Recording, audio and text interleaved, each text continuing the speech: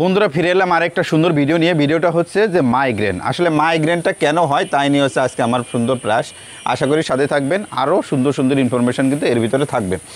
বন্ধুরা যেটা বলছিলাম সেটা হচ্ছে মাইগ্রেন সাধারণত হয় হচ্ছে টেনশনজনিত কারণে। টেনশনের জন্য যে মাইগ্রেন হয় সেটা হচ্ছে 70% লোকেরই কিন্তু টেনশনজনিত কারণে হচ্ছে মাইগ্রেন হয়।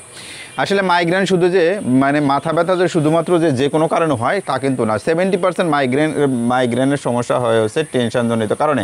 এখন আপনি টেনশন কেন করবেন? টেনশন হচ্ছে নানাবিধ কারণে হয়ে থাকে। অর্থাৎ আমরা যারা বর্তমান প্রেক্ষাপটে সমাজে বসবাস করি, সমাজের নানান রকম সমস্যার ভিতরে ভিড়ে আমাদের চলাফেরা কথাবার্তা সব ক্ষেত্রেই কিন্তু টেনশন লাগে থাকে। তাছাড়াও সাংসারিক টেনশন তো আছেই।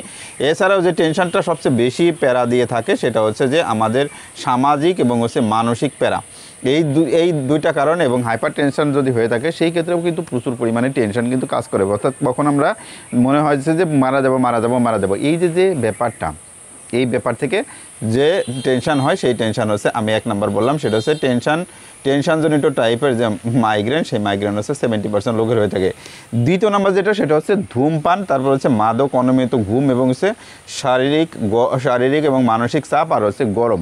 এই কাজগুলোর জন্য হচ্ছে 11% হচ্ছে মাইগ্রেন হওয়ার ঝুঁকি থাকে। অর্থাৎ মাইগ্রেন যদি আপনি পুরাটা যদি 100% ধরে থাকেন তাহলে হচ্ছে 70% হবে হচ্ছে টেনশনজনিত কারণে, আর হচ্ছে 11% হবে হচ্ছে ধূমপান, মাদক, অনিয়মিত ঘুম এবং গরম এবং বিভিন্ন রকম মানসিক এবং সামাজিক চাপের জন্য। এবং মাইগ্রেন থেকে কীভাবে বাঁচতে পারবো সেটা হচ্ছে আমার নেক্সট ভিডিওতে আপনারা দেবো। অবশ্যই আপনারা দেখবেন, না টেনে দেখবেন, বুঝতে পারবেন। যদি আরও কিছু মতামত আপনাদের থাকে সেক্ষেত্রে হচ্ছে কমেন্টের মাধ্যমে জানাবেন। ভালো থাকবেন, আল্লাহ হাফেজ।